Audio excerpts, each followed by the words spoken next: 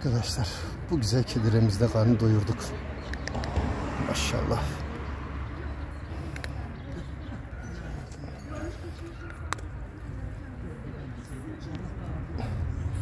Güzel bombayımızı da doyurduk.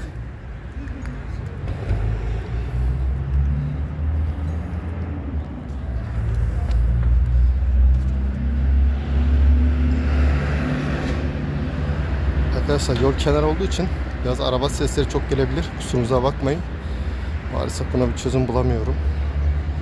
Ama biz bu güzel kedilerimizin, sokak kedilerimizin her yerde olacağız inşallah.